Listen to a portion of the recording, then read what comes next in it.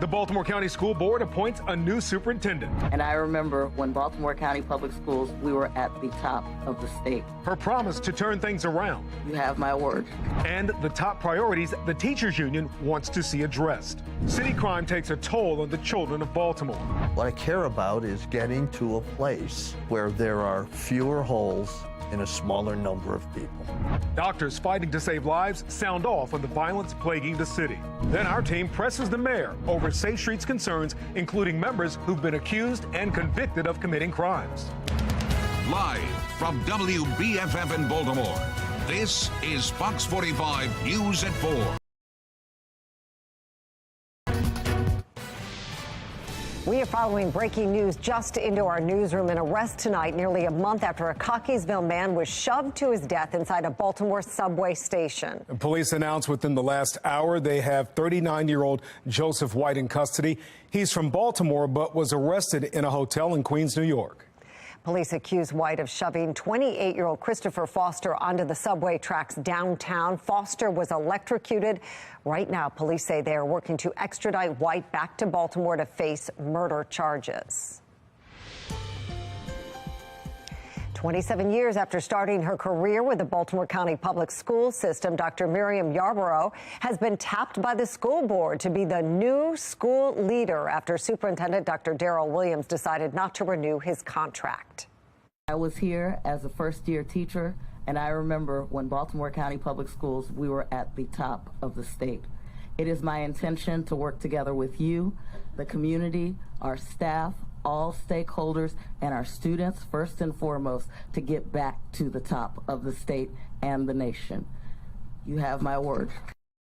Well, thank you for joining us. I'm Mary Bubala. And I'm Kai Jackson. Dr. Yarborough is acknowledging some of the challenges she'll face as the leader of the 22nd largest school system in the country, saying she's up to the task.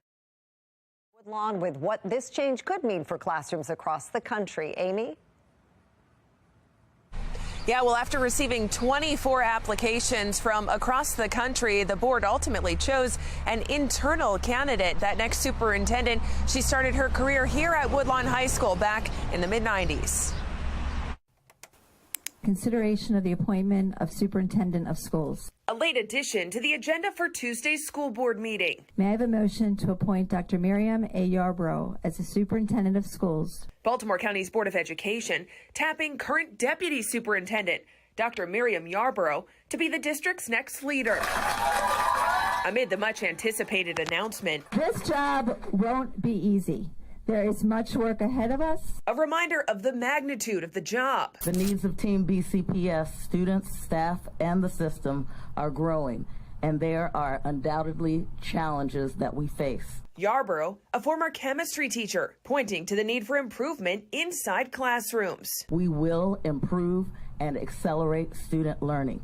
As an internal candidate, she knows BCPS, right? She knows the strengths, the weaknesses, everything that's been going on. President of the Baltimore County Teachers Union was among those who interviewed the 4 finalists for the job. There's a lot of work to do in Baltimore County schools. Saying top priorities for the new superintendent must include recruiting and retaining teachers, student discipline, and addressing low test scores. We know that test scores in Baltimore County are not good, and they have not been for several years. So we need to get that on a different path. So that teachers can focus on the students. And they have to all be in place so we can get to the academics and not spend so much time on the behavior and concerns about safety. I promise you that my commitment is to all of our students in Team BCPS.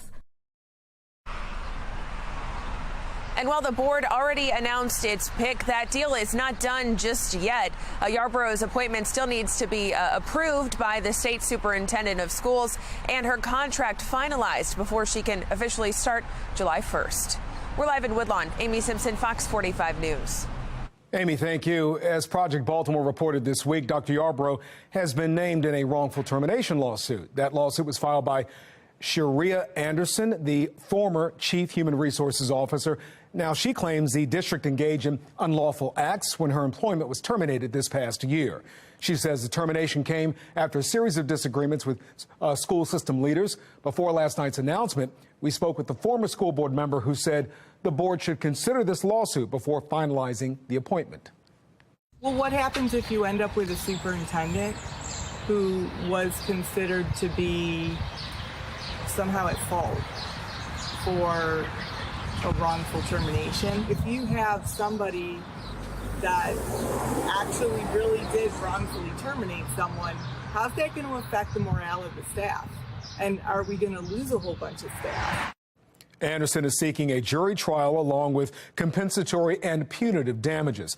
BCPS declined to comment when questioned by Project Baltimore.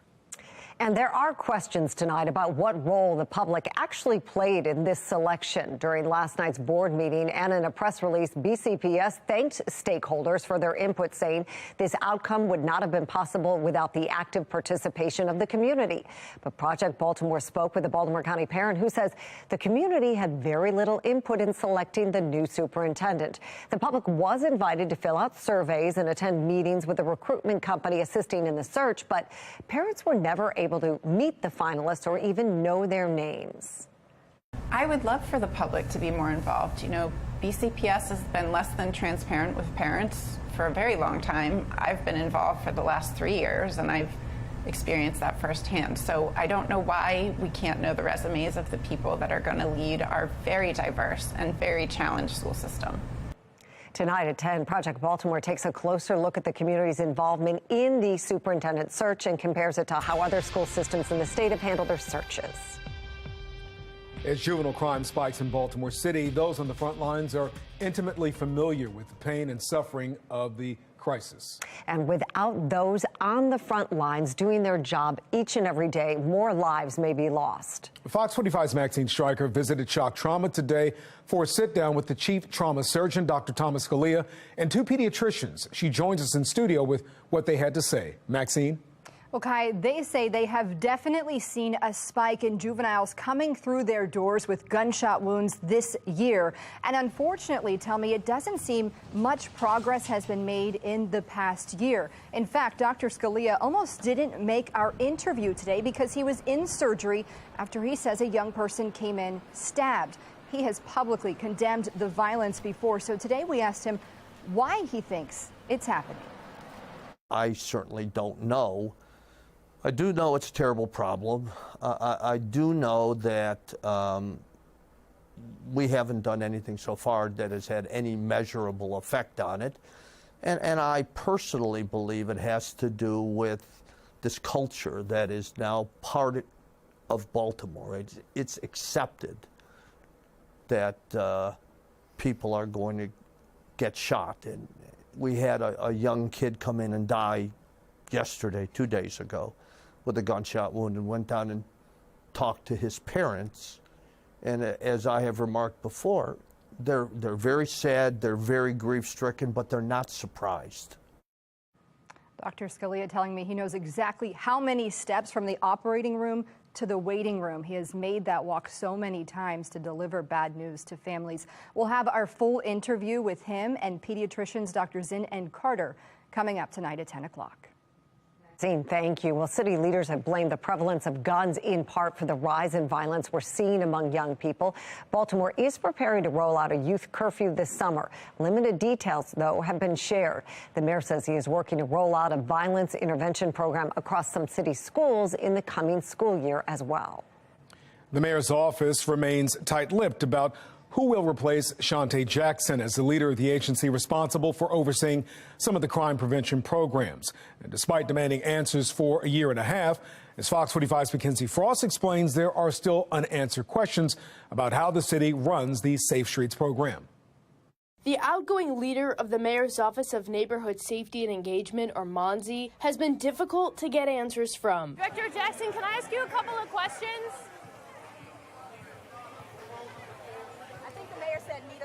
Are you going to the next event? Yes. Okay. Okay. We're not talking about cherry picking numbers. Let's make sure we don't report that, okay? Okay. Director Jackson, can you explain a little bit more about ROCA? When can we learn more about Safe Streets? Shante Jackson remains committed to the Safe Streets program despite concerns about accountability and transparency. MONSE will invest ARPA dollars in Safe Streets administration for the first time of $5 million. Fox 45 News has brought to light several Safe Streets workers who had been committing crimes while working for the Violence Intervention Program. Ronald Alexander, seen here in a photo from the federal complaint, wearing a Safe Streets shirt, holding a bag of suspected drugs. Prosecutors say he was using his job with Safe Streets to try and stop investigators from tracking him. Alexander later sentenced to 11 years in federal prison. Or Ricky Evans, pleading guilty for federal racketeering conspiracy, using the Safe Streets location on Monument Street to hold Black Guerrilla Family gang meetings. When it comes to the operations of the program, Fox 45 News learning each location has petty cash available, but how that money is spent can't seem to be determined. Does the city or the CBOs have the receipts for the petty cash that each location has and how that money is spent? We'll follow up with you. The mayor's team never following up with us. Now that Jackson is on her way out, there are pressing questions for Mayor Brandon Scott, so we sent his office a few, asking, since you've been mayor, are you aware of any individuals who have participated in criminal activities during their time working for Safe Streets? Which office do you believe should appoint a special prosecutor to investigate Safe Streets? What are the circumstances that led to Director Jackson's decision to resign? Do you feel an obligation to do an interview with us regarding the activities of Safe Streets? The mayor's team ignoring those questions too. We asked Mayor Scott for an interview back in April. Will you and Director Jackson agree to do an interview with us to talk about this moving forward and how this $5 million will help grow the Safe Streets locations? Well, again, I think that what you should think about that is, Mackenzie, well, what are you asking for an interview? Let's get that question very clearly. What do you want to interview us about? The success of Safe Streets? I would talk about the Safe Streets program, yes. You and Director Jackson. We'll get back to you and let you know about that. Why won't you? I didn't say that we wouldn't. Next question. Again, the mayor's office not getting back to us. Throughout this entire investigation, there have been trickles of information and pushback from City Hall when we ask for more transparency, leading to this question for the mayor in October of last year. Mayor Scott, why won't your administration let us see Safe Streets? I just have one follow-up question, though. Is your administration hiding something when it comes to this program? We're not hiding Safe Streets money because the contracts are all put out in the public. Fox 45 News eventually getting those contracts, only after threatening to sue the city of Baltimore. Meanwhile, the Safe Streets program moving forward with more money and under the supervision of an agency soon to be without its leader. In Baltimore, Mackenzie Frost, Fox 45 News. And that brings us to our question of the day. Should a special prosecutor be appointed to investigate Safe Streets? Yes or no? So far, those who voted say yes. You can head right now to foxbaltimore.com/vote to weigh in. A water rate increase is coming to Baltimore County residents. When to expect it and how much it's going to cost. The city is settling a lawsuit stemming from the disgraced gun trace task force. A look at the millions spent so far in the settlement. Inching closer to race day. Next, the road ahead to Preakness now that all the horses have arrived ahead of Saturday's main event. And if you're sniffling and sneezing and wondering why your car is turned a powdery yellow-green, well, here's the reason. Grass pollen running high. Now, mold's also running high. The good news, tree pollen has dropped a little, but still, it is oppressive out there. I'm going to let you know if you have any rain to take care of some of this in the air, and if that could wet down Preakness in my Weather Authority forecast.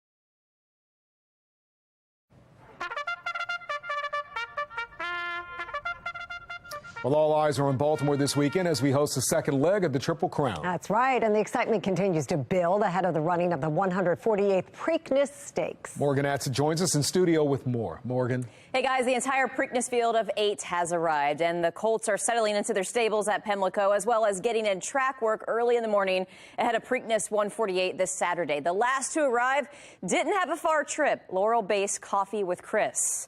The Coffee with Chris, a Maryland-bred 3-year-old looking to make a name for itself with an upset. Coffee with Chris is the second long shot at 20-1. The colt has 12 career races for this season, placing in all but 1 race, and has 1 first-place finish. Coffee with Chris raced mostly at Laurel, but has 1 start at Old Hilltop, so maybe some home field advantage for the underdog. Trainer John Salzman Jr., also the family is in the owning group, has been doing this his entire life. This is his first Triple Crown race and Triple Crown contender, a true dream for anyone in this business. It's very exciting. I've been doing this my whole life, and to get to this stage is really good. I mean, I'm a long shot here, but we're taking a chance. We're stabled here. We got to ship 20 minutes to get to Pimlico, and we're looking forward to it.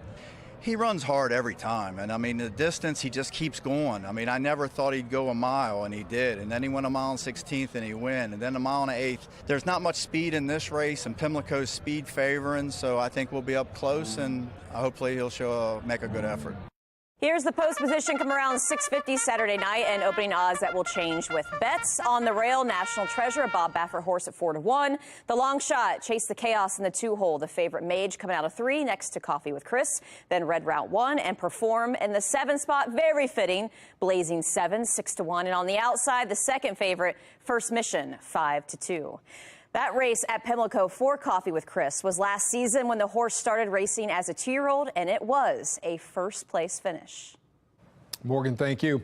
Well, 8 horses will be racing at Pimlico this weekend, but early this morning, we held our own races. We sure did, and this one involved something a little slower. Crabs. Take a look.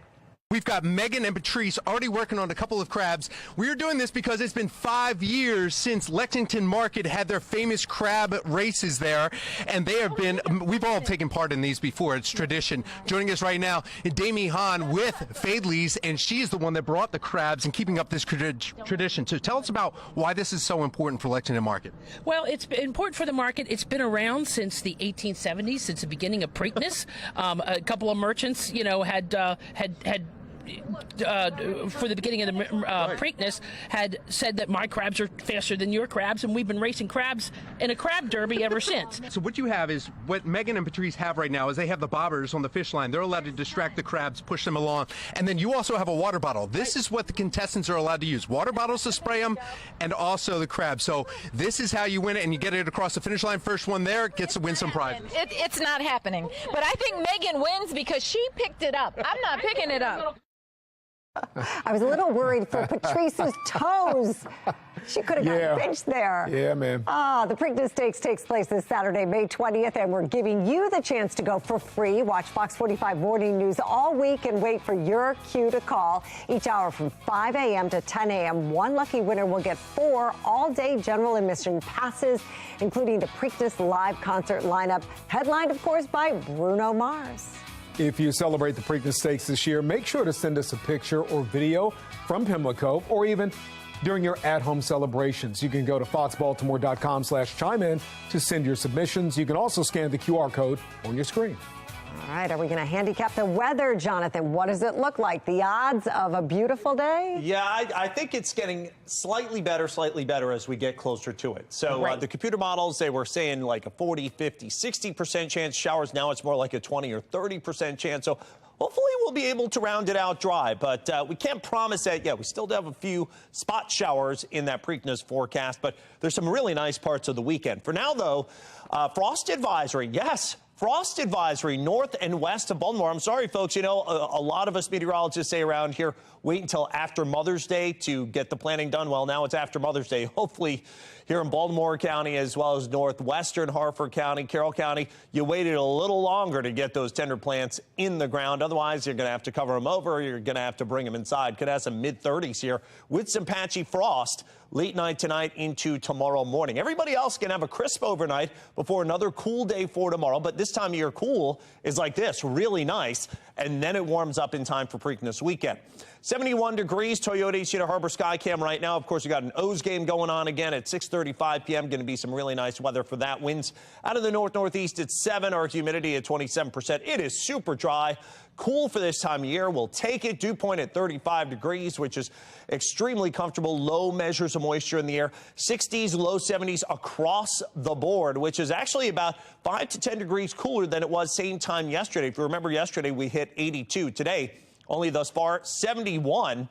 And we're kind of splitting the difference in the middle, if you will, with the cooler air bumping in from the north, the warmth down to the south, near 80 right now at Richmond. And again, we are kind of splitting that cool, warm difference at about 70 here in Baltimore, which is a slight bit below average for this time of year. HD radar shows you get far enough south, that is, there's showers and thunderstorms that are bubbling up here.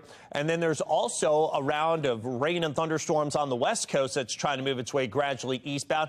Eventually, we'll get a piece of some of this, but it's not going to be a whole lot that's left by the time it gets here. So that's good news for Preakness. Now, the warmth that we had yesterday, it's to the south of this cold front. That's our latest weather maker that's now shifted southbound. Give us that few sprinkles yesterday. The sunshine, the nice weather, the cooler weather continues not only today, but into tomorrow. The warmth, though, beginning to spread north once again as we head towards the weekend. So threatening near 80 as we get toward then.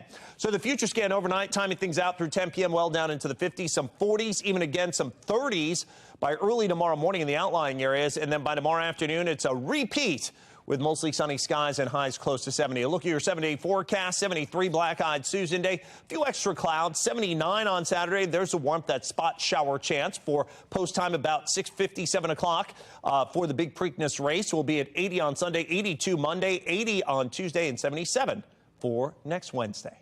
Jonathan, thank you. Prince Harry and Meghan Markle claiming they were involved in a dangerous chase last night by the paparazzi. What we're learning from NYPD. The NRA sues Maryland moments after SB 1 becomes law, limiting where people can legally carry guns in public. Why one community member is supporting that fight.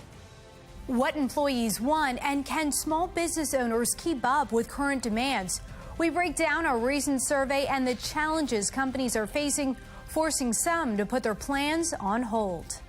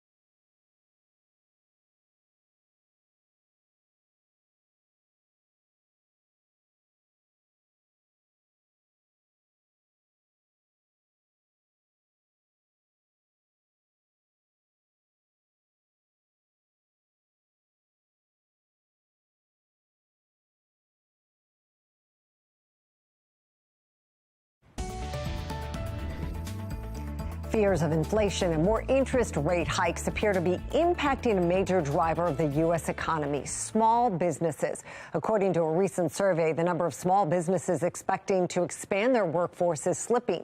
Dee Dee Gatton with the National Desk reports. The U.S. Chamber of Commerce says the latest data shows we have 9.9 million job openings in the U.S. and 5.8 million unemployed workers. In light of this gap, some small business owners say there are jobs, but they're having trouble recruiting workers. Small businesses, which hire more employees than any other sector of the economy, they're really struggling to meet demand. From meeting employee demands to higher interest rates, there are several challenges small businesses are facing right now. According to George Washington University professor of management, Dr. Christopher Case, now that all appears to be impacting goals for expansion. Citing a recent survey conducted for the Wall Street Journal, the platform says small business owners with plans of workforce expansion over the next year was below 50% for the second month in a row in May, reaching the lowest level since June 2020. Better Business Bureau President Tom Bartholomew says he's trying to keep up with requests from potential hires. The two new hires we brought on in both situations, they came back and said, hey, look, I just got another offer as well. Is there any way that you can match what this other company's doing? Bartholomew says while employees can be more discerning about where they work, small business owners may be hesitant to expand for economic reasons. Especially contractors, HVAC, and so forth.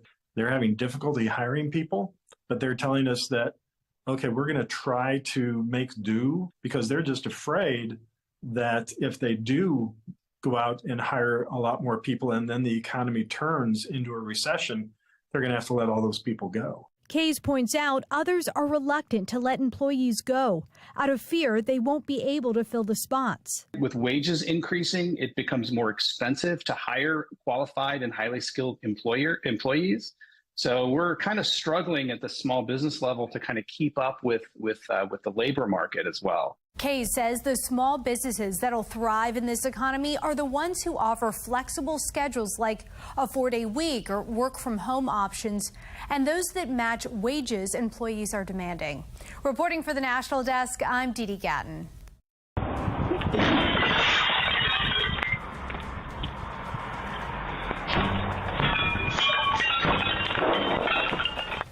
Police releasing video from West Baltimore showing a man breaking into a home. The search now underway. Baltimore City Council holding a public safety meeting. We're live at City Hall with what's being said. President Biden feeling the heat from his own party on the immigration crisis. What caused this latest shift? I'm Scott Thuman on Capitol Hill with both sides coming up.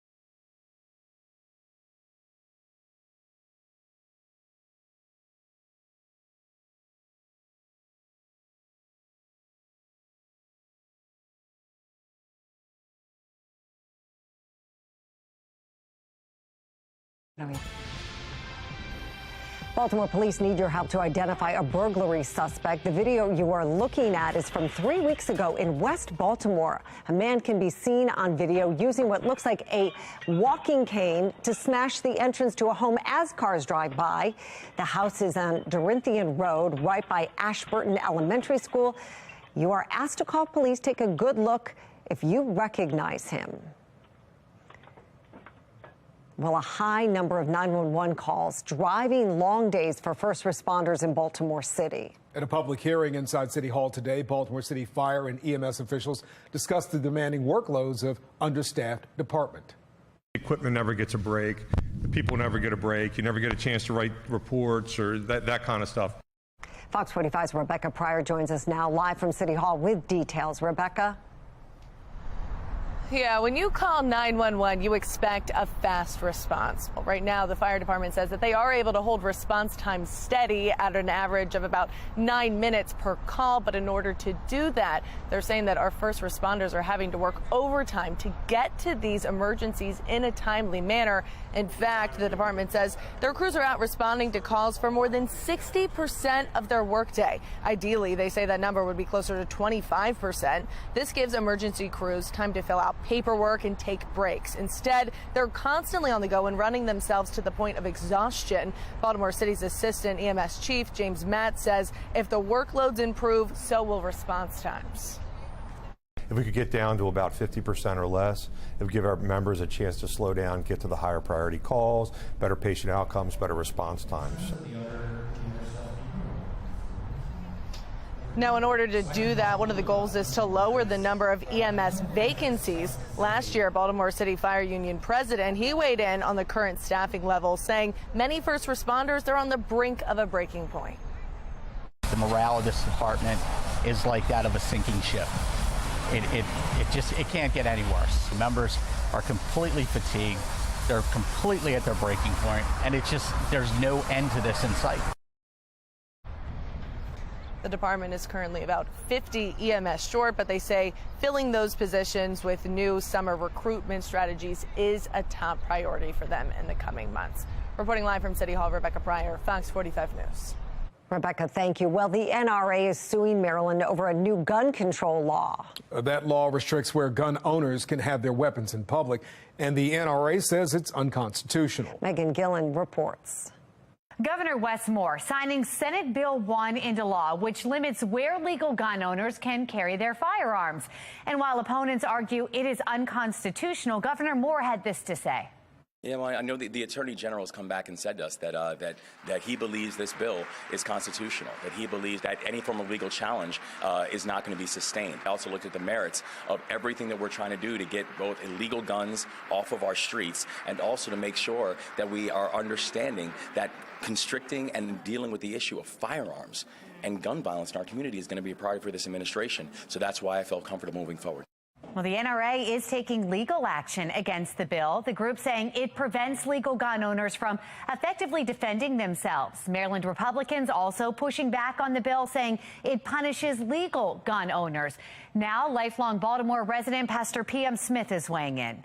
This is a reaction to that Supreme Court decision that said if a law-abiding citizen complies with the state requirements, you cannot put any additional requirements on him with regard to carrying a weapon. So they give me permission to carry my weapon and then make me carry my weapon illegal. Do you feel that this is unconstitutional? Absolutely. It's going to be kicked back. I don't care what the governor says. I don't care what the attorney general says. This is coming back down. That's what I was going to ask you, because we heard the governor just there saying that this will not be, fought in court. How do you think that it could? But who did he rely on? He relied on the attorney general. I don't know how much of a criminal lawyer he is or constitutional lawyer he is, but this is going to be kicked back. It is illegal for them to deny. After they certify me to carry my weapon, then they deny me to carry it in certain places. Right. Certain places where, for sure, a church, gun-free, a restaurant, gun-free, where have most of the mass shootings taken place? New law is set to take place and take effect October 1st. I'm Megan Gillen, Fox 45 News. Taking a look right now at the FOX45 quad box, Prince Harry and Meghan Markle were involved in what a spokesperson for the couple is calling a, quote, near catastrophic car chase in New York City involving the paparazzi. The NYPD said in a statement the photographers made the couple's transport challenging, but there were no collisions, injuries, or arrests. President Biden is off to a shortened trip to Asia as the battle over our nation's debt ceiling continues. The president says a deal might be coming in the next few days. The U.S. could run out of money to pay its bills in just over 2 weeks. Russia says it's destroyed a U.S. Patriot missile system being used in Ukraine. It happened during an attack in Kyiv yesterday. U.S. officials say there is damage to the system, but it's not destroyed, according to them.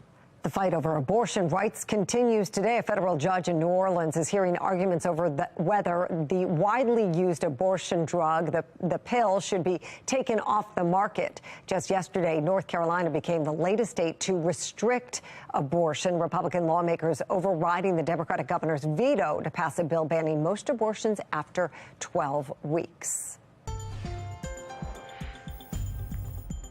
The much talked about end of Title 42 is come and gone. And while the immediate impact isn't as severe as warned, others say the problem is now hitting home in cities across America. Sinclair's chief political correspondent Scott Thuman shows us why Democrats are now joining Republicans in insisting President Biden do more to find a solution.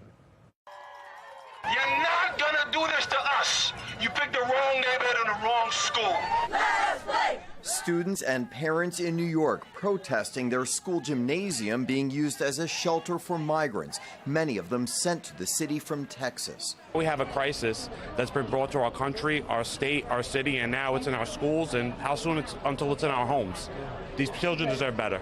Mayor Eric Adams, a staunch President Biden supporter, now also a critic. Where the heck is the President of the United States?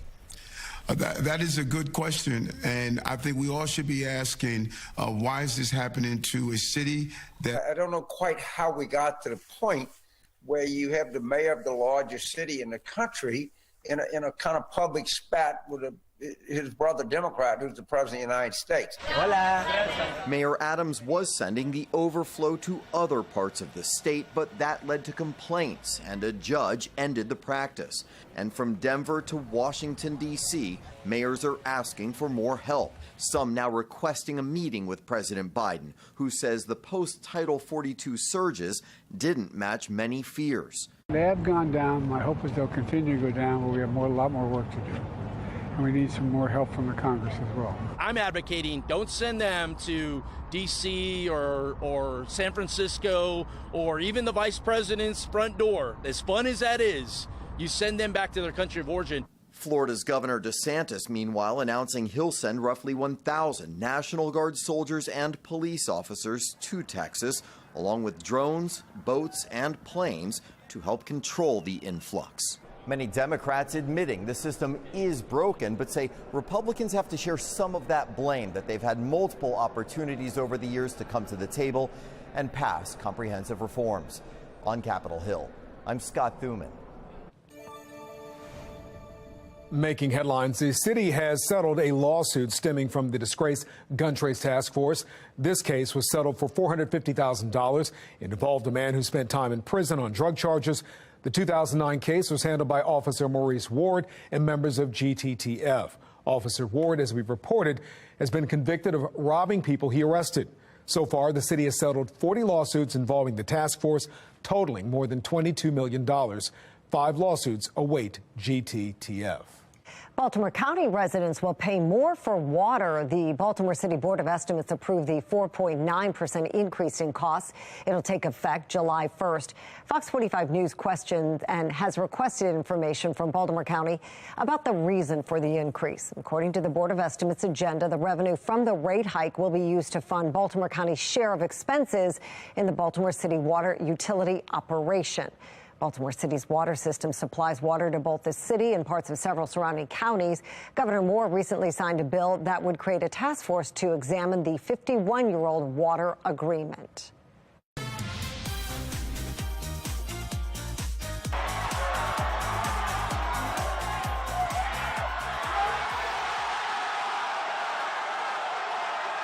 There it is, an iconic moment of achievement today for students at the Naval Academy in Annapolis.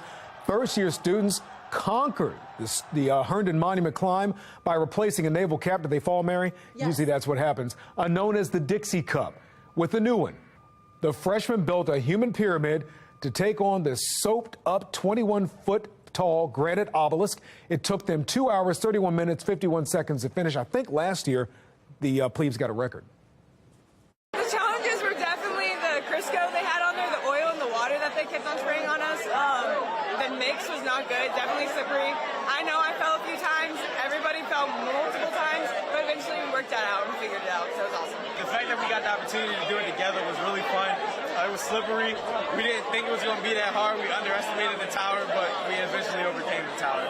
I think a lot of it was just teamwork, trying to build a plan on the fly. We didn't come in very prepared. Being able to just be out there with our friends and our classmates, just putting out for each other. I had a lot of people on my shoulders today, but I wanted to do that because I cared about them and I know they care about me. It was just a barrel of fun. Yeah, you've got to be young and flexible to do this, Mary. That's the only way you'll survive. A midshipman from Louisville, Kentucky, capped that monument. This is the culminating event of their plebe year. I'm sure it went by fast for them in some ways, earning them the title of fourth-class midshipman, no longer plebe. How about that? What do you think? Oh, every year I just brace myself. I cringe. So when you were reading, they got the cap on, and then he just, you just slide down, and then he slides on everybody else, and it just looks uncomfortable. Like dominoes. But here it is. You'll see it. Okay, let me see. Here we go. Thank you, Manny, for letting us roll back. Thank you, director. Now watch this. Okay, all good. Now watch closely. Yeah, the getting down that's more than a notion. Here we go. And there they go.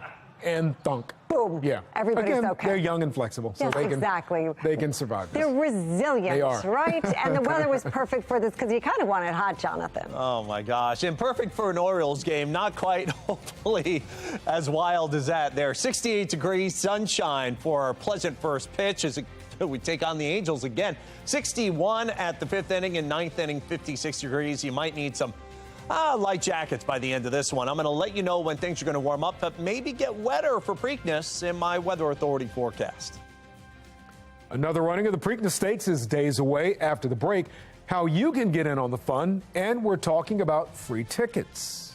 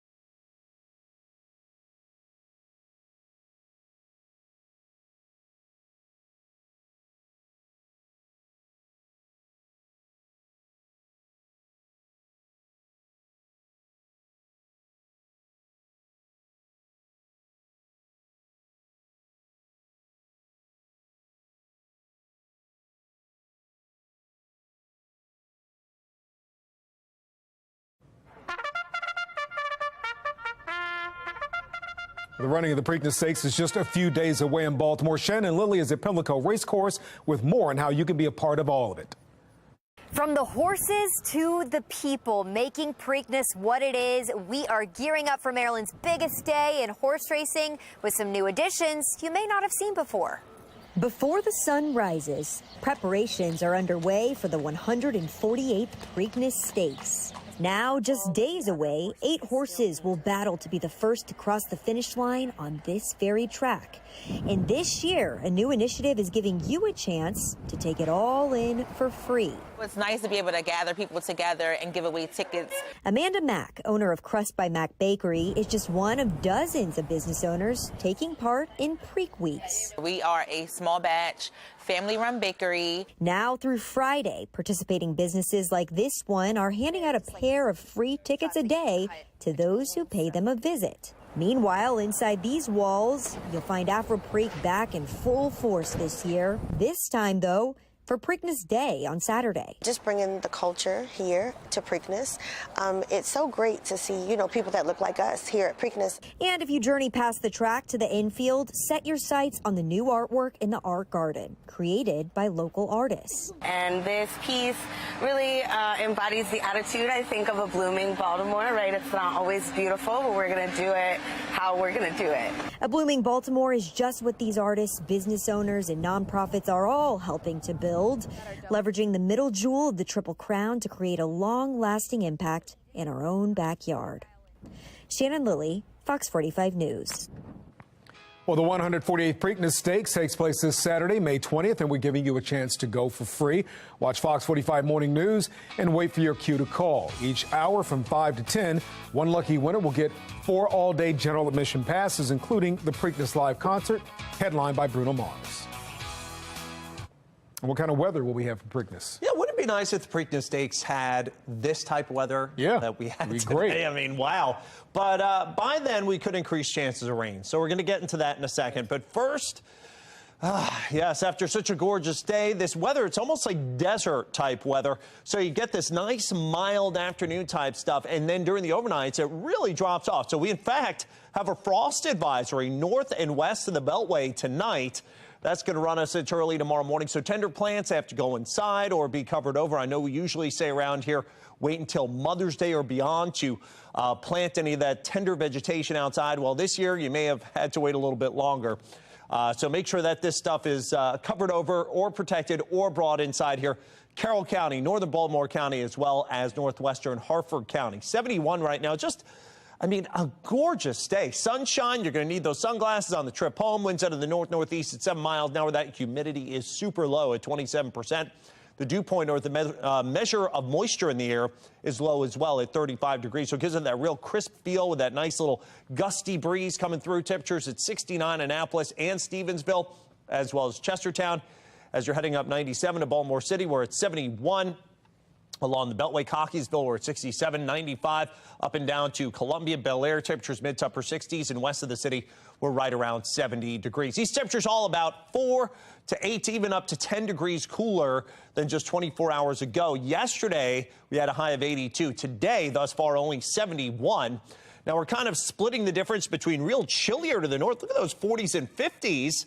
That's up in New York and northern Pennsylvania. And then the warmer air that's still residing to the south in the 70s. And again, right in the middle is where those temperatures are just a touch below average, where we are in the low 70s. HD radar showing the remnants of a weather maker that came through yesterday here with some clouds and some sprinkles. That now has a bunch of showers and thunderstorms with it across the southeastern U.S. That's a cold front, so that's what brought in this beautiful air. Fair weather high pressure is our weather maker and will remain so over the next couple of days, but eventually we'll begin moving eastbound, so that will take care of that coolest weather and begin allowing some of the warmer weather to return as we head toward Preakness weekend. But unfortunately, too, some of that moisture is going to come with it. Future scan overnight into early tomorrow morning by about 6 a.m. 43 Baltimore, 41 at Cockeysville. Maybe some mid to upper 30s in the cooler spots. Temperatures rebound into tomorrow midday and afternoon, well through the 60s and up to about 70 again for a high. 40 tonight, clear, some patchy frost north and west where we have that frost advisory. Tad below average again tomorrow, high 70, but still nice. Black-eyed Susan Day, nice with some extra clouds late, 73. Straight chance of a couple of showers, should not cancel any plans for Preakness Saturday, 79, low 80s early next week. Coming up at 5, a new leader picked for Baltimore County Public Schools. A closer look at what Dr. Miriam Yarbrough is promising. Not only is it not going to cook well, but it's also unsafe. Grilling season is here. The signs you might need a new grill.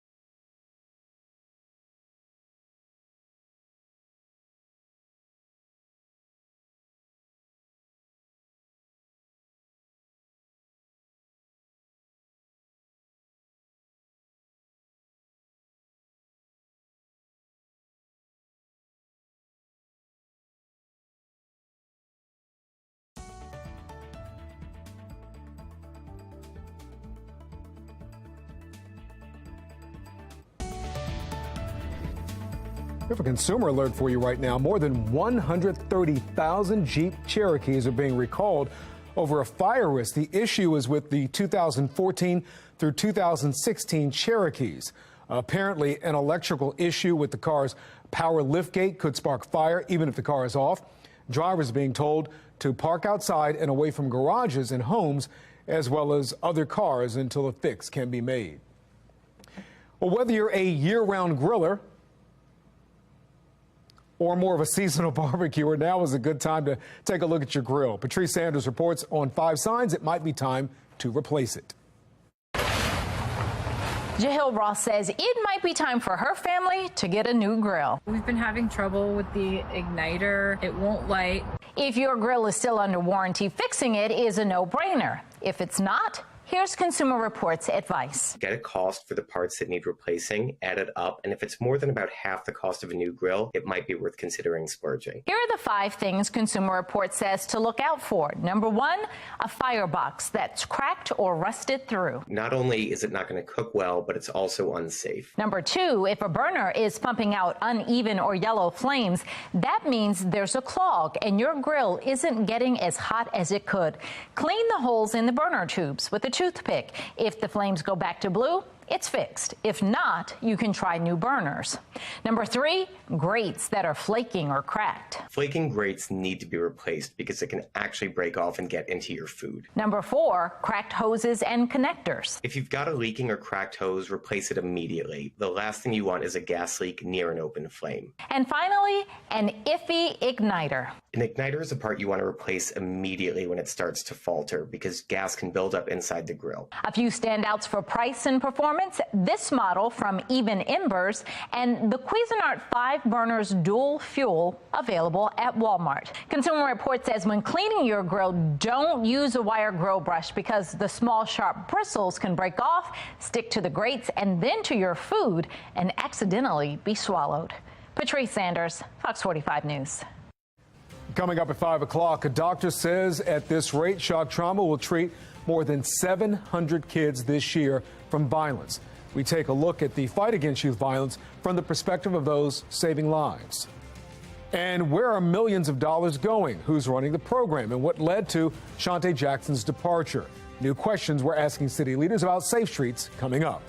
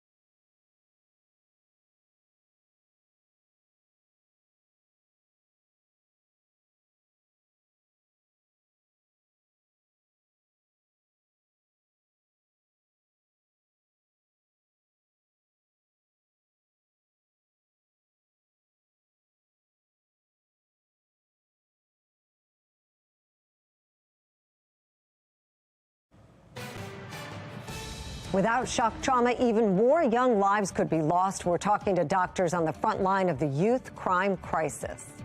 With Shante Jackson on the way out, there are more questions surrounding the city's violence prevention program known as Safe Streets. The latest on Fox 45's investigation into the program. After screening applicants from across the nation, a decision is in looking into the person expected to take over the Baltimore County school system. Live from WBFF in Baltimore, this is Fox 45 News at 5. Breaking tonight, there's been an arrest made in the Baltimore subway murder last month. Joseph White is now charged with first-degree murder for allegedly pushing 28-year-old Christopher Foster onto the subway tracks in Baltimore at the Shot Tower Metro stop. Foster was electrocuted when he hit the tracks. White is from Baltimore, but police arrested him in Queens, New York today near JFK Airport. Earlier this month, Fox 45 News spoke with Foster's mother about her loss. He is just wonderful. He was so wonderful. I was so angry that someone played God with my son's life. White is awaiting extradition back to Baltimore. In a city in crisis, young people continue to fall victim to violent crime in Baltimore. Youth shootings and homicides are up. So far this year, 10 juveniles have been killed. Another 34 have been shot and survived.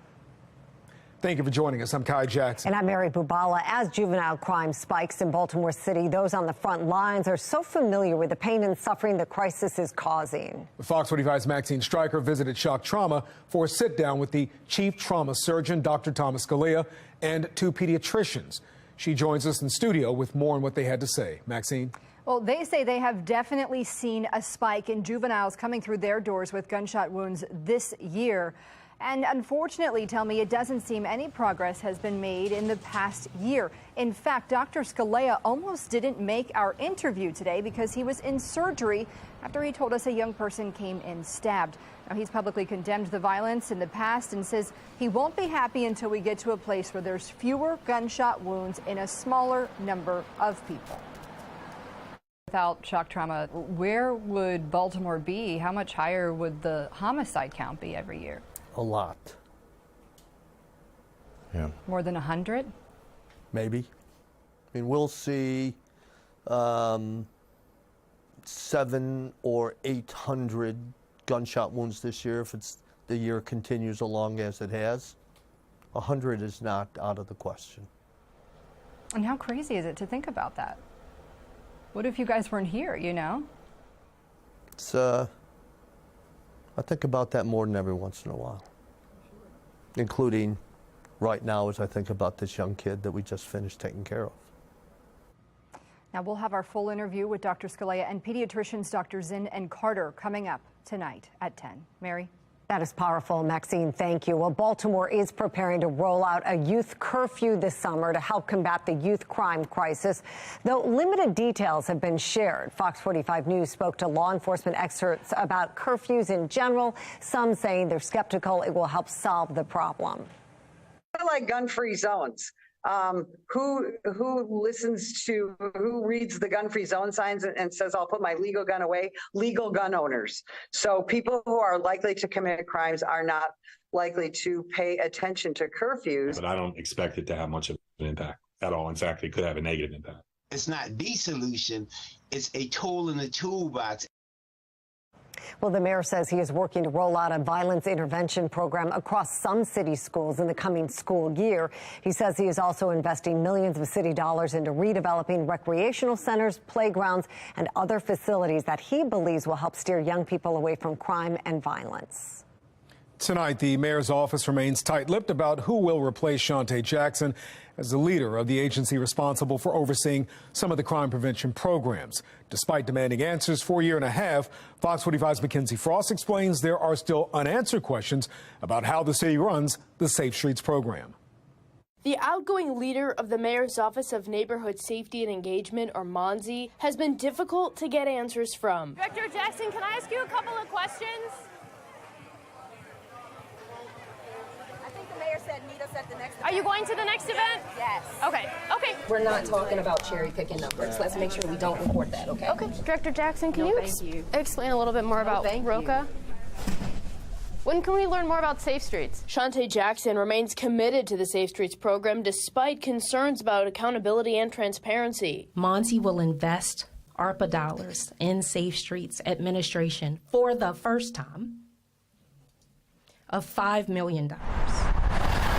Fox 45 News has brought to light several Safe Streets workers who had been committing crimes while working for the Violence Intervention Program.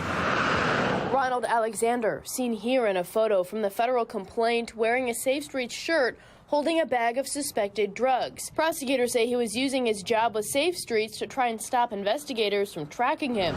Alexander later sentenced to 11 years in federal prison. Or Ricky Evans, pleading guilty for federal racketeering conspiracy, using the Safe Streets location on Monument Street to hold Black Guerrilla Family gang meetings. When it comes to the operations of the program, Fox 45 News learning each location has petty cash available, but how that money is spent can't seem to be determined. Does the city or the CBOs have the receipts for the petty cash that each location has and how that money is spent? We'll follow up with you. The mayor's team never following up with us. Now that Jackson is on her way out, there are pressing questions for Mayor Brandon Scott, so we sent his office a few, asking, since you've been mayor, are you aware of any individuals who have participated in criminal activities during their time working for Safe Streets? Which office do you believe should appoint a special prosecutor to investigate Safe Streets? What are the circumstances that led to Director Jackson's decision to resign? Do you feel an obligation to do an interview with us regarding the activities of Safe Streets? The mayor's team ignoring those questions too. We asked Mayor Scott for an interview back in April. Will you and Director Jackson agree to do an interview with us to talk about this moving forward and how this $5 million will help grow the Safe Streets locations? Well, again, I think that what you should think about that is, Mackenzie, well, what are you asking for an interview? Let's get that question very clearly. What do you want to interview us about? The success of Safe Streets? I would talk about the Safe Streets program, yes. You and Director Jackson. We'll get back to you and let you know about that. Why won't you? I didn't say that we wouldn't. Next question. Again, the mayor's office not getting back to us.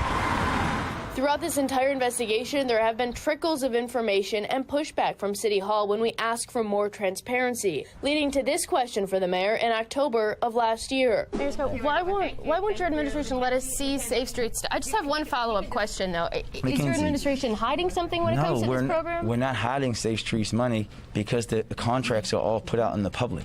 Fox 45 News eventually getting those contracts, only after threatening to sue the city of Baltimore. Meanwhile, the Safe Streets program moving forward with more money and under the supervision of an agency soon to be without its leader. In Baltimore, Mackenzie Frost, Fox 45 News. That brings us to our question of the day. Should a special prosecutor be appointed to investigate Safe Streets? Yes or no? So far, everyone who voted says yes. Vote right now at foxbaltimore.com/vote. After receiving 24 applications from across the country, the Baltimore County School Board ultimately chose an internal candidate to lead the school system for the next 4 years. The board appointing Dr. Miriam Yarborough as the next superintendent. Fox 45's Amy Simpson live now with what families across the school system need to know. Amy? Yeah, Mary, so the next superintendent in Baltimore County started her career here at Woodlawn High School as a teacher back in the mid-90s. She now serves as the county's deputy superintendent. That's Dr. Miriam Yarborough. After this announcement last night, she said that she's committed to the students of Baltimore County and wants to, quote, improve and accelerate student learning. But she also did not shy away from the work that lies ahead, and she made a pretty bold promise to the district. I was here as a first-year teacher, and I remember when Baltimore County Public Schools, we were at the top of the state. It is my intention to work together with you, the community, our staff, all stakeholders, and our students, first and foremost, to get back to the top of the state and the nation. You have my word. So, Amy, how are teachers reacting to this change in leadership? They know her, some of them at least. Yes, some of them do know her. TABCO, the Teachers Association of Baltimore County, the teachers union that is, was among those stakeholder groups who were able to sit face-to-face with those 4 final candidates for this position and interview them last week. And today I spoke to TABCO, the president of the union. She tells me that because this was an internal candidate chosen, she knows the strengths and weaknesses of the district. And today I asked TABCO's president what the priorities of the next superintendent needs to be. Having the appropriate staff in the schools and what we're going to do to increase academic achievement, but also address the behavior concerns that we're hearing about and school safety. And while the board did announce its pick for the next superintendent last night, the deal is not done just yet. The state superintendent of schools must still approve this appointment of Dr. Yarborough, and also a contract must be finalized before she's expected to start July 1st. We're live in Woodlawn. Amy Simpson, Fox 45 News. Thank you, Amy. As Project Baltimore reported this week, Dr. Yarborough has been named in a wrongful termination lawsuit. That lawsuit was filed by Sharia Anderson, the former chief human resources officer. She claims the school system engaged in unlawful acts where her employment was terminated this past December. She says that termination came after a series of disagreements with school system leaders. Before last night's announcement, we spoke with a former board member who said the board should consider this lawsuit before finalizing the appointment. Well, what happens if you end up with a superintendent who was considered to be somehow at fault for a wrongful termination. If you have somebody that actually really did wrongfully terminate someone, how's that going to affect the morale of the staff? And are we going to lose a whole bunch of staff? Anderson is seeking a jury trial along with compensatory and punitive damages. The school system declined to comment when questioned by Project Baltimore. Well, there are questions tonight about what role the public actually played in this selection. During last night's board meeting and in a press release, BCPS thanked stakeholders for their input, saying this outcome would not have been possible without the active participation of the community. But Project Baltimore spoke with a Baltimore County parent who says the community had very little input in selecting the new superintendent. The public was invited to fill out surveys and attend meetings with a recruitment company assisting in the search, but parents were never able to meet the finalists or even know their names. I would love for the public to be more involved. You know, BCPS has been less than transparent with parents for a very long time. I've been involved for the last 3 years, and I've experienced that firsthand. So I don't know why we can't know the resumes of the people that are going to lead our very diverse and very challenged school system. Tonight at 10, Project Baltimore takes a closer look at the community's involvement in the superintendent search and compares what Baltimore County did to how other school systems in the state have handled their searches. Water's getting more expensive in Baltimore County. How a city board of estimates vote is impacting people in the county. Elevated workloads putting unbelievable stress on first responders. The calls for help with severe staffing issues in Baltimore. We're days away from the Preakness Stakes with all the horses in Baltimore. We're taking a look at the local connections some of the racers have to Maryland. And looking good for this afternoon's commute. Look at all that sunshine, temperatures in the mid and the upper 60s, dropping down to the low 60s by about 8 p.m. Got a potentially frosty overnight for some tonight. I'm going to let you know where and if we could have some rain on the way for Preakness in my Weather Authority forecast.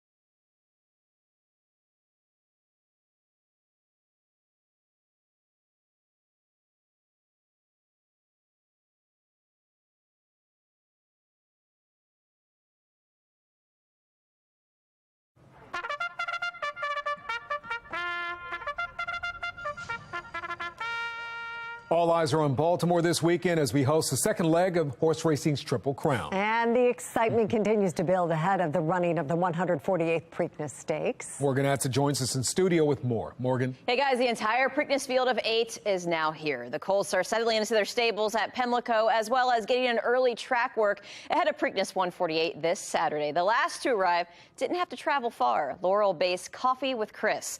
Coffee with Chris, a Maryland-bred 3-year-old looking to make a name for itself with an upset. Coffee with Chris is the second long shot at 20-1. The colt has 12 career races for this season, placing in all of them but one, and does have one first-place finish. Coffee with Chris raced mostly at Laurel this season, but has one start at Old Hilltop from last year, so maybe some home field advantage for the underdog. Trainer John Salzman Jr., whose family is also in the owning group of this colt, has been doing this his entire life, but this is his first Triple Crown race with Triple Crown contender, a true dream for anyone in this business. It's very exciting. I mean, I've been doing this my whole life, and to get to this stage is really good. I mean, I'm a long shot here, but we're taking a chance. We're stabled here. We got to ship 20 minutes to get to Pimlico, and we're looking forward to it.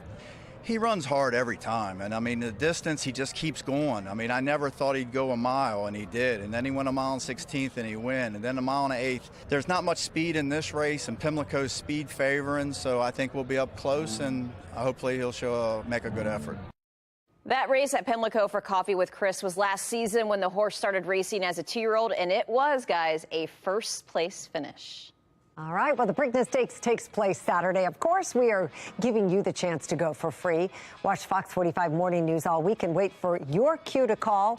Each hour from 5 to 10, one lucky winner will get 4 all-day general admission passes, including the Preakness Live concert lineup that is headlined by Bruno Mars.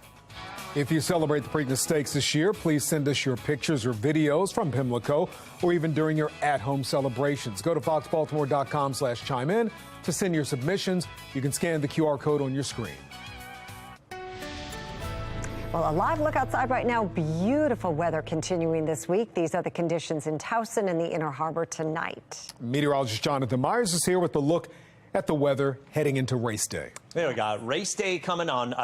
Friday and Saturday. That's right. It's both Black-Eyed Tuesday Day as well as Preakness on Saturday. We've got nose game tonight. So lots of outdoor activities that we want some nice weather for. And I can tell you, we can oblige for tonight. Got some sunshine. We're going to be heading out to Camden Yards. In fact, late tonight, north and west, there could be some frosty conditions. Frost advisory in effect for northern Baltimore County as well as northwestern Harford County and Carroll County. Temperatures dropping to right at or just above freezing. So any of those tender plants that you may have put inside or put in the ground may have to be brought inside or covered over for the overnight hours tonight. Otherwise, some hazy sun on the Mile 1 Taos cam right now. 70 degrees. Boy, that humidity bone dry at 26%. Dew points in the 30s. This is desertified air. That means nice and mild in the afternoon and cold during the overnight. That's exactly what's going to happen tonight.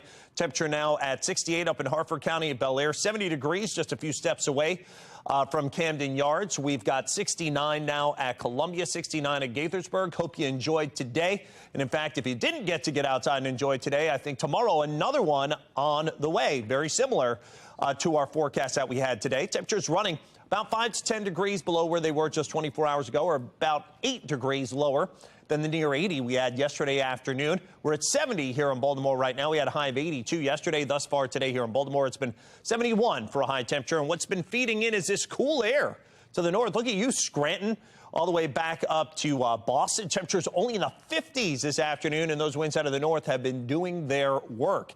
And again, that cooler, drier air is going to stay with us tomorrow as well. Latest weather maker. That's a cold front that's now down to the south with lots of rain and lots of bluster, lots of thunderstorms all the way from Atlanta to Charlotte. But that's where the warmth is now located, south of that front and south of that band of showers. Saw a couple of sprinkles with that, if you remember, yesterday afternoon, yesterday evening. That now is fully gone and out of here. And the sunshine, nice weather is going to remain and last for the rest of today into tomorrow. And then as we work our way towards the weekend, notice that cooler air starts getting pushed more northbound. The warmer air starts flooding back in from the south, but coming with that will also be a little extra moisture. So the potential of some showers will start adding into the forecast. Overnight tonight through 10 p.m., temperatures falling through the 50s into the low and mid 40s, maybe even some mid to upper 30s north and west toward tomorrow morning. And then as we head into midday tomorrow, temperatures low to mid 60s, real nice and very close to 70 for tomorrow afternoon. So for tonight, 40 degrees, jackets back out, patchy frost north and west. We're going to be, again, under those frost advisories. For tomorrow, 70 degrees, just a tad below average, but still pretty nice. So the O's game today, temperatures fall from around 70 back through the 60s. You'll probably need a light jacket by the time we see that big O's win later on tonight. And then for Black-Eyed Susan Day on Friday, 73. For race time on Saturday, temperature is going to be in the 70s for the Preakness. Just a slim chance of a shower or sprinkle there. And then we're back to near 80 into earlier next week. Jonathan, thank you. First responders struggling with severe staffing shortages, the issues that are leading to overwork and impacting city safety. President Biden expressing confidence as he heads overseas, why he believes we're getting closer to a solution on the debt crisis. Day 2 of failed bank executives taking tough questions from lawmakers. I'm Atrell Nashar on Capitol Hill, and coming up, we'll let you know how many of them say they take responsibility for the downfall of their bank.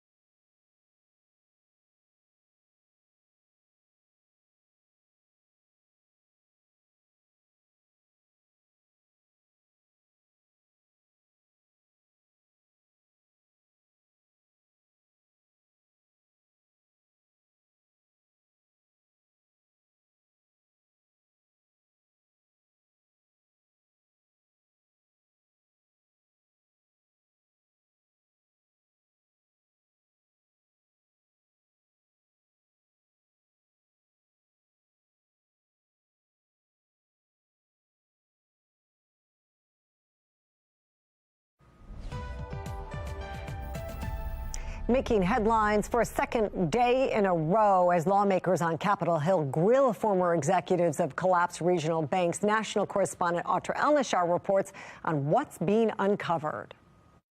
Thank you very much, Chairman Barr. Words like foolish, irresponsible, reckless, used by lawmakers to describe these three now former executives of the failed Silicon Valley Bank, Signature Bank, and First Republic Bank. There was a storm brewing, and you failed to batten down the hatches. The former executives taking heat for their bank's risky investments, weak liquidity, and poor risk management. They say they made the best decisions with the information they had and were essentially at the mercy of soaring interest rates as their assets were locked into long-term, low-interest securities. But members on both sides of the aisle say the banks should have hedged their bets. The value of those assets plummeted, went from $91 billion to $21 billion.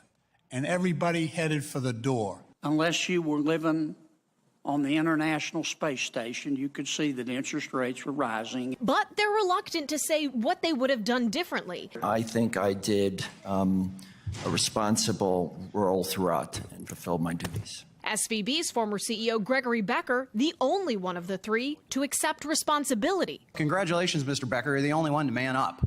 Despite this admission, most of the heat still fell on SVB, which spent most of 2022 without a chief risk officer. And according to regulatory filings, by December, about 95% of its deposits were uninsured, making it highly susceptible to the panic of a bank run. Scrutiny around federal regulators, too, who did warn these banks dozens of times about their risky position, but according to the Government Accountability Office, could have been more aggressive with enforcement. Among the questions about how to hold those responsible accountable is, should executives have to forfeit the millions they made in salaries and bonuses to repay the FDIC for what it costs to make depositors whole? Are you planning to return a single nickel to what you cost the fund? So far, none are volunteering. On Capitol Hill, I'm Atrell Nashar reporting. Well, water is about to get more expensive for Baltimore County residents. What's driving that price hike? 2 teens found asleep in a stolen vehicle, the latest crime amid a massive spike in car thefts. And more support could lead to better response times and more lives saved. The calls from police and fire officials today to find a solution to staffing shortages among first responders.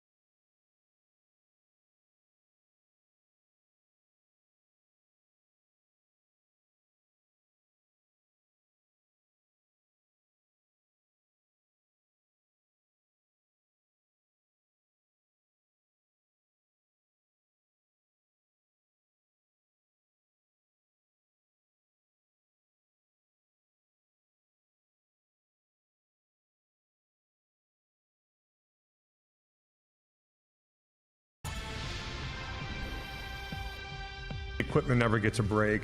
The people never get a break. You never get a chance to write reports or that kind of stuff.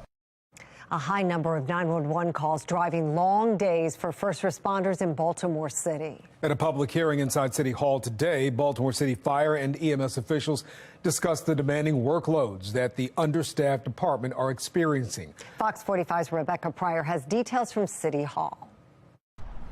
Yeah, when you call 911, you expect a fast response. Right now, the fire department says that they're able to hold response time steady at around 9 minutes per call. However, they're saying in order to do that, our first responders are having to work overtime just to get to these emergencies in a timely manner. In fact, the department says that their crews are out responding to calls for more than 60% of the workday. Ideally, they said that number would be closer to 25%.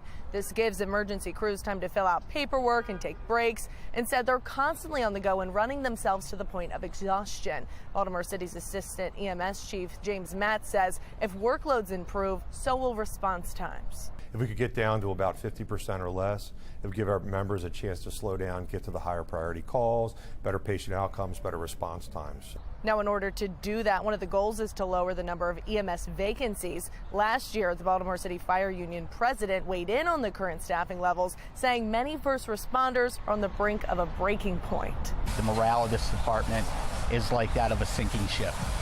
It can't get any worse. The members are completely fatigued. They're completely at their breaking point, and there's no end to this in sight. The department is currently about 50 EMS short, but they do say that filling those positions with new summer recruitment strategies is a top priority.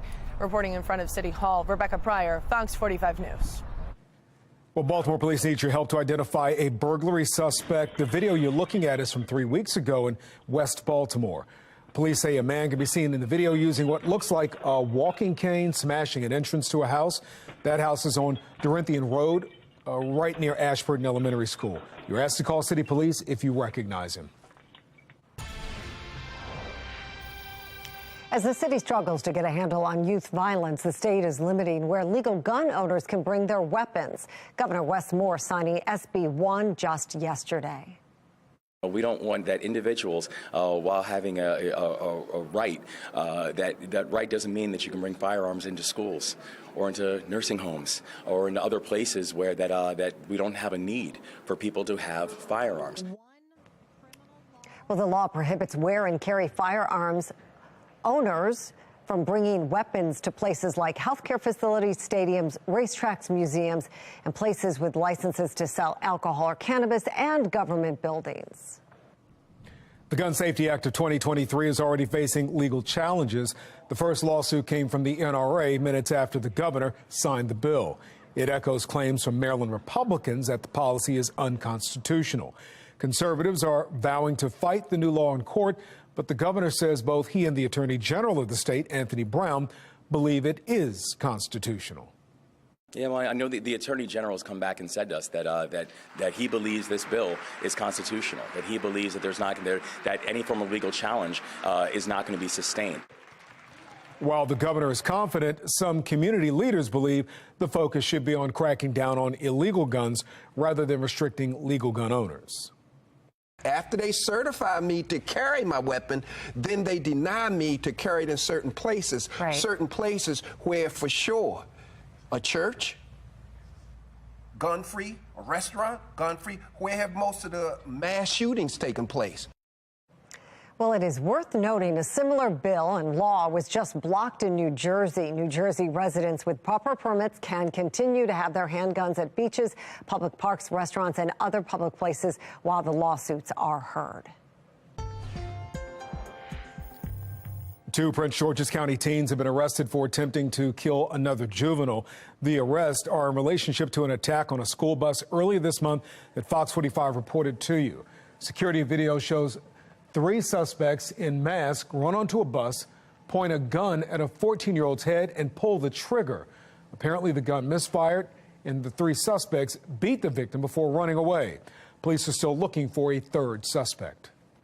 Well, a drug and gun bust in Anne Arundel County. At 2:30 this morning, Anne Arundel County police stopped a car driving along Bunker Hill Lane in Severn. Officers believe they had probable cause to search the vehicle and found more than 150 grams of marijuana and a semi-automatic handgun. The driver and 2 passengers are all facing multiple charges. Also in Anne Arundel County, 2 teens are facing charges after being found sleeping in a stolen car. Police say they got a report of a stolen car after midnight along Leonard Drive. That's in Glen Burnie. Hours later at 3 in the morning, officers found the car 2 miles away on Appalachian Drive. A 14-year-old and 15-year-old were found sleeping in the vehicle, according to police, and were taken into custody. Well, the car that was stolen was a Hyundai, and thefts of Kias and Hyundais have skyrocketed this year due to their weak security systems. Maryland Attorney General Anthony Brown, along with attorneys general from 17 other states, have called on the National Highway Traffic Safety Administration to recall the vehicles. At the same time, Mayor Brandon Scott in Baltimore and the city are suing the car manufacturers, blaming a rash of car thefts on Hyundai and Kia. Baltimore Police Commissioner Michael Harrison says roughly 41% of all cars stolen in the city this year are Kias and Hyundais. Well, Baltimore County residents are about to be paying more for water. The Baltimore City Board of Estimates approved the 4.9% increase in costs. It'll take effect July 1st. Fox 45 News has requested information from Baltimore County about the reason for the increase. According to the Board of Estimates agenda, the revenue from the rate hike will be used to fund Baltimore County's share of expenses in the Baltimore City water utility operation. Baltimore City's water system supplies water to both the city and parts of several surrounding counties. Governor Moore recently signed a bill that would create a task force to examine that 51-year-old water agreement. Happening now, a group of parents is demanding full control over how their child is identified inside of Frederick County classrooms.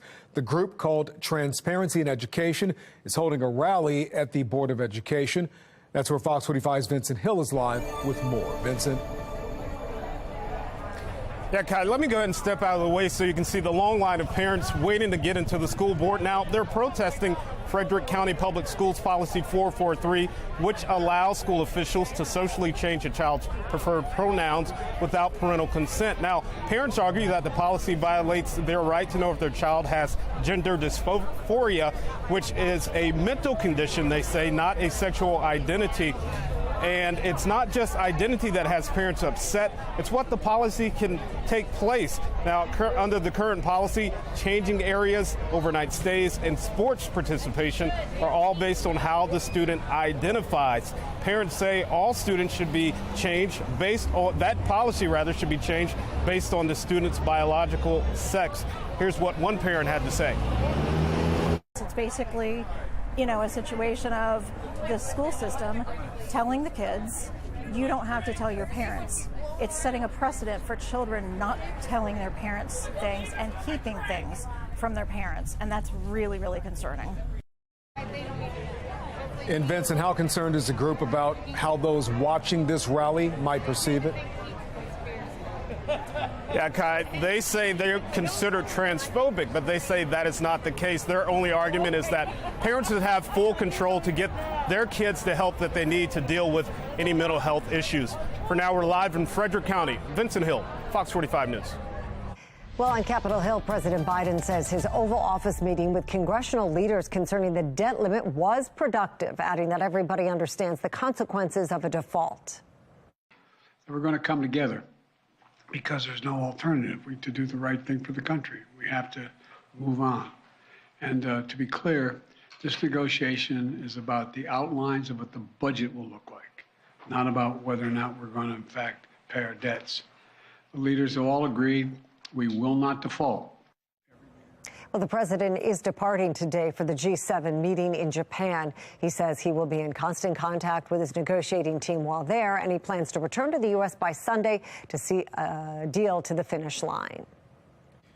House Democrats reportedly have a plan in place if President Biden and House Republicans can't negotiate a deal.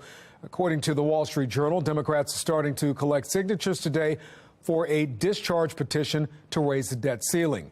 It's a long-shot parliamentary maneuver that would undercut Republican leaders and force a vote. For the petition to succeed, at least 5 Republicans would have to sign that effort. So far, all we're hearing from both sides is that they agree the default is not an option, as you heard the president mention. We all agreed that the only path forward is to reach a bipartisan agreement anchored in common ground. Let's stop the political games. Let's get down. We've only got 15 days to go. And let's be serious about this. And he agreed with that. Well, the Treasury Department says the country may be unable to pay its bills by June 1st without action.